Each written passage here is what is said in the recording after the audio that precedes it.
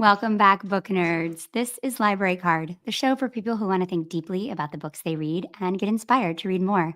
I'm Megan Gliona. I'm here with Brian Brinkman and RJB. And today we're going to talk about a short story called The Chaser, and that's from Stag Dance by Torrey Peters. We're going to do a short summary of the story and then get right into our big takeaways. So, Torrey Peters is a trans author, and Stag Dance is a follow-up to her bestseller Detransition Baby, which was chosen as one of the New York Times 100 best books of the 21st century. Last week, we read a story from this collection called Infect Your Friends and Loved Ones. That was written before Detransition Baby, but the story that we're talking about today was written after her novel. And the story is called The Chaser. And The Chaser is a novella about two teenage boys at a Quaker boarding school in Colorado. And the two boys start hooking up when they become roommates, despite one of them believing he wasn't attracted to boys. He is the unnamed narrator of the story and very masculine soccer player, kind of a bro. And this relationship really makes him question everything he believes about desire and his developing sexuality. The relationship becomes increasingly complicated and ends with a dramatic situation involving the killing of a piglet at the school farm and an attempt by the soccer player to make things right that goes horribly wrong. And I thought we could start this conversation today because I think one thing she did really, really well in this story is that she uses emotion and connection as a lens to think about gender identity issues.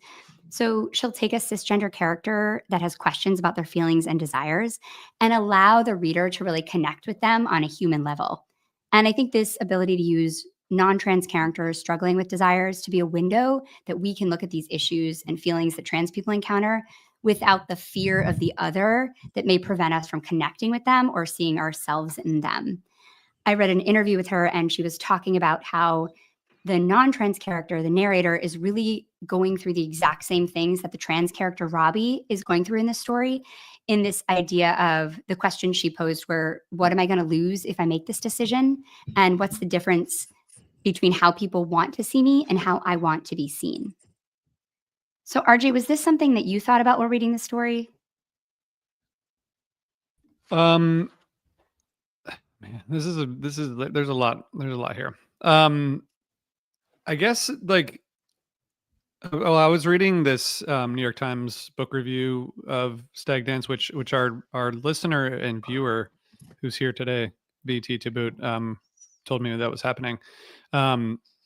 And sorry, Meg, I'm not going to answer your question, but I'm just going to say that one of the things that this Perfect, great. this person in his review said the collection will likely make readers of all genders uncomfortable, and that's on purpose. And I Yeah. think that's kind of, to me, that's like the main thing with this story, because as someone who was a teenage boy personally, this is like a kind of a twist on that classic tale, and basically turning the typical teenage experience completely on its head in this different context. And so that's like really all I could think about when I'm reading this story is like everyone has been in this situation before, just in like a more traditional sort of way, and just the way that she turns it all on her head is the thing that I can't it's just like the whole framing of the story for me. You know what I mean? I think that kind of did answer my question, to be honest, because Okay. yeah, it's exactly. She wants, sorry about that. She wants you to connect with these characters and see what trans people go through the lens of cisgender people, which I think is just so smart. Brian, did that hit you when you were reading? Yeah, because I think that there's enough, like what RJ is saying, we've all had our own experiences with you know, as you're a teenager and you're understanding or not, but experiencing your own sexuality, and you're experiencing sexual encounters, and some of them maybe with someone who you have committed yourself to for that period of time. Others are just like a one night hookup. They happen, and then they you know you continue on with your lives. The emotions of them are oftentimes, especially if it's just a one time thing, shared by one person versus the other, and so there's complications in there. I found a ton to relate to throughout this story, even though this isn't necessarily an experience I've had.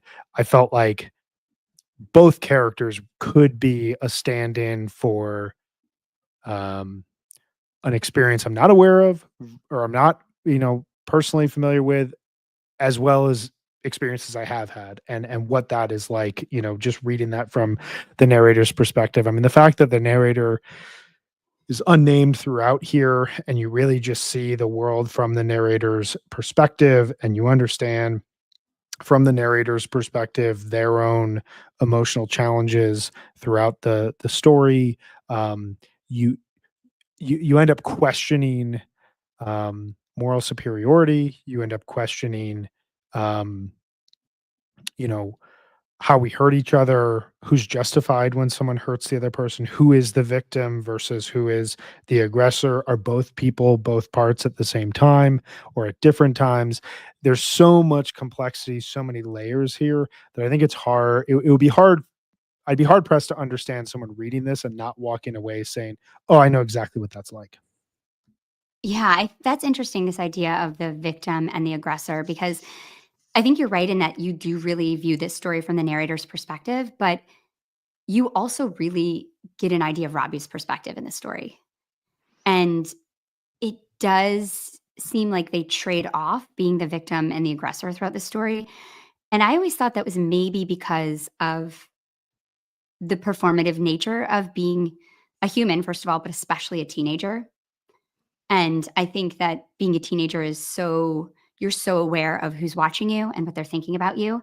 And so it's felt like both of the boys were really performing for this audience of other, whether it was the other boys in school, the other girls in school, the general idea of the other kids they went to school with, whether or not they were actually watching. So I do think that is there someone that you think is kind of on the moral high ground in this story ultimately, or at different points? Does that shift? I think it shifts. I mean, I think up front you're confronted, like the book opens with kind of an explanation, or the story opens with like kind of an explanation of boarding school is just hard. Meg and I were talking about this before we went live. Neither one of us went to boarding school. RJ, I don't think you went to boarding school. Did you go to traditional public high Yep. school?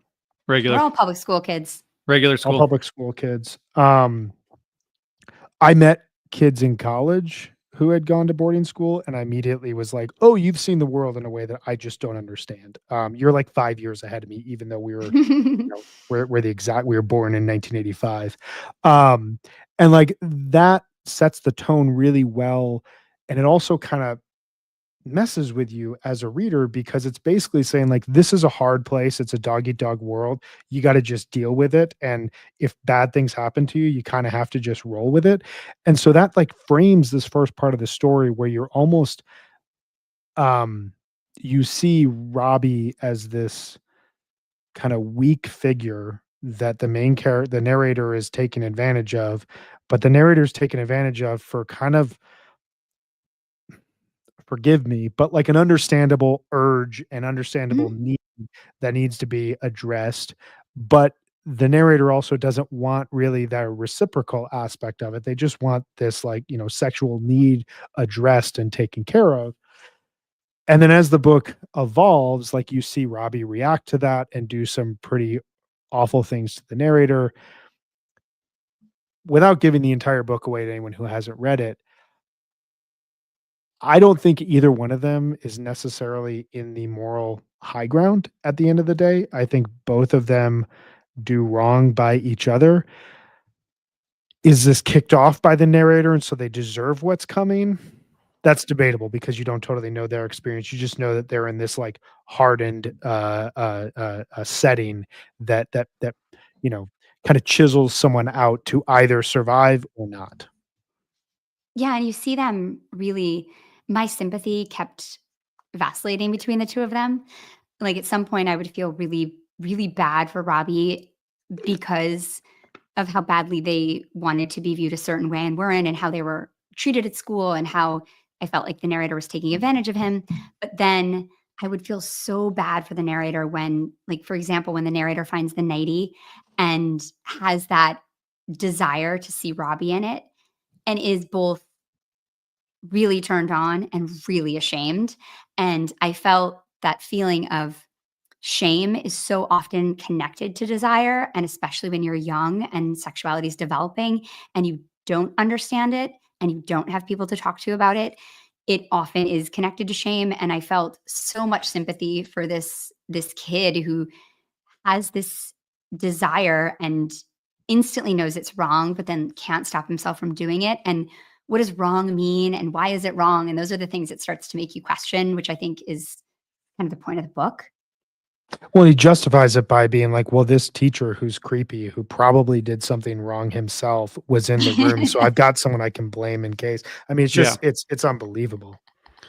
Yeah, I mean, I think like I don't know if we've all been in the situation, but I've definitely been in the situation where like the worst thing that could happen is that someone that you like trust with a secret of some kind would tell people, you know? And Yeah. that to me that's why I didn't have as much sympathy for the narrator, because I feel like by pretending that this wasn't real, he kind of brought it on himself. Like that's where it turned, right? Very clearly in the story. So like if he But had like just you been, mean pretending like to other people that it wasn't yeah, happening, when like they when they came moved back the out? following, Mhm. yeah, semester, and they were living in different rooms and whatever, and Robbie like tried to get the narrator's attention and he wouldn't give it to him and was like, I don't know you anything, is what he says, right? So like that's what kind of sets the whole thing in motion. In, I understand, like, because that's what's so great about the story is it's like it is a very um like you when you're a teenager, you kind of you don't want to admit that you like someone or something, or you tell someone something that you don't want your other friends to hear because you don't want them to think you're not cool or whatever. And that's like a big deal when you're a teenager, right? And that's so it's a very common story. It's just told in such a different way here. But he the narrator like tells Robbie basically to fuck off, and that's what kind of sets the second part of the story in motion, which like he kind of digs his own grave, socially by making that move, which like again, maybe all of us would have done, as teen or had done as teenagers in different ways. So it's hard to like say that he did anything wrong, but it is interesting to see so clearly where where the person makes a mistake and you're like, oh man, that's really going to come back to haunt you. Yeah. You know? You Especially knew when that you're at the time. Yeah, yeah, yeah. yeah. Yeah. It's so hard though because as a teenager, your belief in the social code is so strong. And I have two teenage daughters, and my God, I see it play out with them every single day, whether it's like, you know, things they would definitely not wear to school, or, a conversation they would definitely not want to have with someone. And it's always so shocking to me because as an adult, it's so clear what the right thing is to do and how being brave in those situations rewards you immensely as a person. But it's so hard to be brave like that as a teenager. Yeah, there's so much social pressure on you, and there's also a total lack of perspective of what's coming next. Old people feel like they have everything figured out, and so you'll have everything figured out at some point in time, and so why not throw everything into the immediate? And by old people, I mean like 30-year-olds, like anyone who is outside of your age range suddenly seems as though they have everything sorted to a degree that like you wouldn't understand the pain I'm going through right now. It's like, okay, the pain you're going through right now, you will probably forget about in 5.5 years outside of like 3 really isolated traumatic experiences. But like everything else, like literally won't ever matter again. But you can't really tell someone that. Yeah. No, you cannot. And I'm that's curious. Go ahead. Brian, I was just gonna say that's kind of one of the things that's really cool about this story, especially if you read like there are 4 stories in this book total, right? Like the way that she's able to go into the mind of a teenager in such an effective way, where like Mhm. everything that everyone around the narrator says and thinks is like fucking with his head, and like we've all been there, but it as a adult looking back, you're like, none of this is really a big deal, but you understand why and how effectively she's able to go into that mind of the teenager, which is everything is it's the most important thing in the world, you know? what people think of you, what people say about you. It's just like it's a very real world that you get pulled into. Well, and spoiler, but like there is a moment in the book where it becomes revealed that he has stolen this nightie, and it's revealed in a way that is for a different reason, and it's a worse reason, like, but is it? I don't know. But like he's become, this social pariah, and uh um there's this like subsection, he kind of like goes into his own head, the narrator, and talks about a priest who was his wife disappeared, like something crazy happened. His wife Yeah. disappears. Everyone in town thinks that he murdered her. And every time he walks into a room, he describes him, coming in like he's the same old person. He's got his arms out, and then kind of quickly realizes, like, oh, wait, everyone here thinks I killed my wife, and, is like reclusive.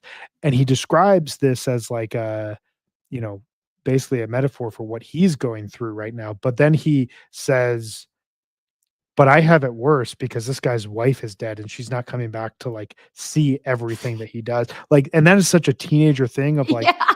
you as an adult, like sharing with your teenager or sharing with a teenager, like a moment of, hey, I understand this feels like everything, but it's really not. There's no way that you can get out of that other than living through it. That was a brilliant metaphor. When I Yeah. read that part, I was blown away. I just thought, it's so smart, and she describes it so well about how his face would crumble, the priest, and then he would turn to someone new, and you could see the whole cycle start over again. Just absolutely incredible, incredible metaphor. Great writing. Yeah, I think that there's a theme of cruelty in this story, and this idea of you can really only be cruel to someone that you know very well, because you can Mm, be unkind to someone, you can be mean, but to be really cruel, you have to get them where it really hurts. And they're so cruel to each other, these two boys, and it masks how they care for each other so deeply. And I just thought so much about how that's so true, especially when you're young. These relationships are so kind of tangled up in feelings of intense desire and care and protection and love. And then also this desire to distance yourself from someone when it becomes imperative, or put someone on the outs, or deny those feelings if you feel they're not being reciprocated, or if you feel you're going to be judged for them, and how quickly it can turn. And it's so hard to watch, and it's so hard to read in this story as they become so cruel to each other. And I think the way that the story ends with this really dramatic situation at the farm, which is so layered because it's so frustrating that the adults have basically set up this incident that, they have to kill this piglet, spoiler, that's going to die. And the adult who's in charge can't do it. And so she tells the boys that they can do it, they have to do it. And it becomes this horrible situation that traumatizes them and leads them to kind of find each other in this really emotional, dramatic way. But they're found by another teacher who assumes the worst of the situation and escalates it. And I just kept thinking, like, this whole thing is set up by teenagers or teachers that are also being cruel. And the cruelty isn't just limited to children in this book, in this story, which I found really interesting. well, and you get a real sense of like part of the problem here is that none of these students can really trust the adults around them.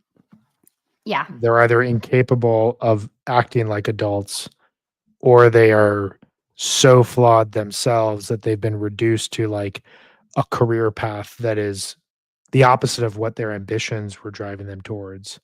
And that then means that these people who, and this is not an argument that like flawed people who have failed at their dreams should not be teaching children.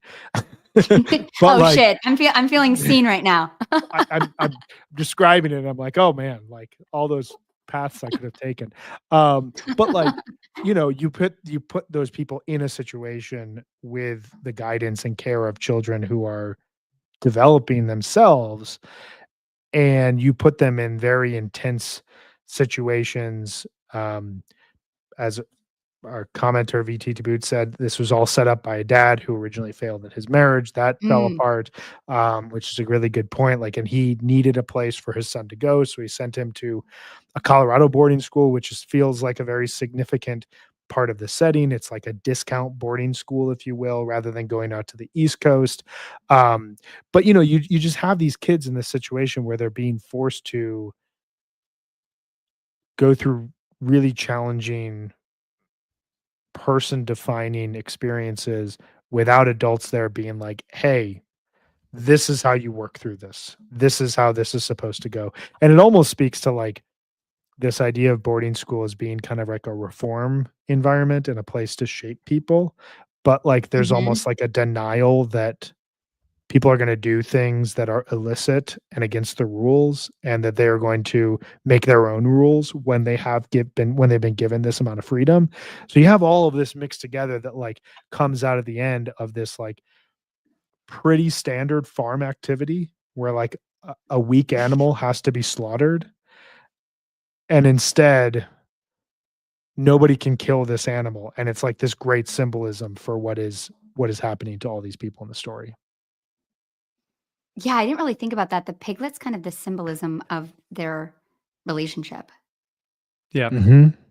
right? Well, yeah, and I think just like given that we kind of talked about the whole story, but the very end, like basically if it had ended with that, we would have been well, they wouldn't have been resolved, right? So like the resolution is that the narrator is really I mean, I guess we've said spoiler alert a lot of times. So the narrator has to leave the school, right? And the way that I mean, it's kind of a basic story approach, I guess, but one of the things that's cool is like they set up the conflict between the narrator and that you know washed up teacher at the beginning, right, or toward the beginning, Mhm. and of course that was like the person who ultimately sealed his fate. But the end when he has to leave and his dad's in the truck and Robbie like flags them down and ask him to come over and basically said like I could have saved you from getting expelled, but just wanted you to admit that you loved me all along and you didn't. And so like So sad. the So the sad. the level of denial that, which again, like being a teenager, like almost anyone that I can think of would have probably done the same thing. But the fact that that was all basically like just denying his real feelings so he didn't have to bear the consequences socially or with his family or whatever. It's a really interesting way to end the story. The very end is really great in that way. It's like this combination of, you said there's a lot of cruelty but a lot of mercy and kindness and stuff there too. But he like couldn't tell the truth. And he expected or wanted Robbie to save him, which Yeah, I felt was exactly. really interesting. Again, putting that kind of like who's the victim, who's the aggressor on their head, because Robbie also could have said, I wanted that situation. Like I was fine with that. And it's it's so sad in that last scene when I think Robbie touches his arm and then the narrator touches Robbie's hand on his arm, and you know that the father, the narrator, is watching the whole time. It's just it again puts their relationship in this performative place, and you just realize how hard it has been for both of them. And to me, the ending with them kind of rolling away makes you think of like, what is this kid's life going to be like? Is he going to continue to search out these desires, or is this going to be something he kind of puts away forever? Yeah, I mean, it makes you think of a book we talked about earlier in this show's history. One of the main characters in The Beasting has a very similar type of, conservative Mhm. culture, and has, this underlying desire, and that underlying desire ultimately helps to bring him down as a person. I mean, I felt like reading this